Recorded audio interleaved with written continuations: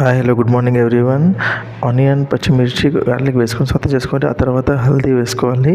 ఆ తర్వాత కొంచెం కారం పొడి వేసుకొని ఆ తర్వాత ఆలుగడ్డ పీల్ చేసుకోవాలి.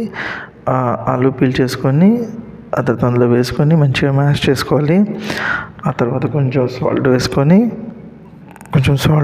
కొంచెం కొత్తిమీర వేసుకోవాలి. తీసి పక్కన పెట్టేసుకోవాలి. ఆ తర్వాత ఆటా తీసుకోవాలి. దానిలో స్టఫింగ్ చేసుకోవాలి ఆలు.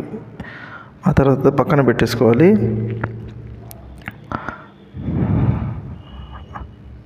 ఆ తర్వాత ఇంకోటి తీసుకొని సేమ్ అలానే స్టఫ్ చేసుకోవాలి.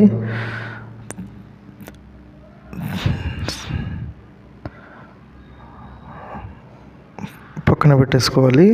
ఆ తర్వాత కొంచెం మైదా వేసుకోవాలి. కింద మైదా వేసుకొని దాన్ని చపాతీలాగా చేసుకోవాలి. చపాతీలో చేసుకొని పక్కన పెట్టేసుకోవాలి.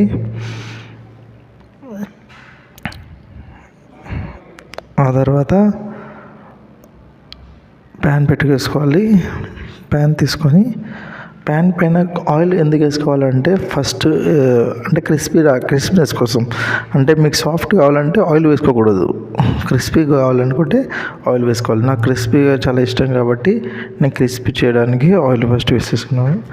ఇలా కలర్ వచ్చే వరకు చేస్తూ ఉండాలి. కలర్ వచ్చే వరకు ఇంకొంచెం గోల్డెన్ బ్రౌన్ రావాలి. కలర్ వచ్చే వరకు ఆ రెండు పక్కన కాల్చుకుంటూ ఉండాలి. కలర్ వచ్చేస్తుంది. తీసి పక్కన పెట్టేసుకోవాలి. మీ చట్నీ అండ్ టమాటా, మీ ఆలూ స్టఫ్ పరోటా రెడీ అయింది.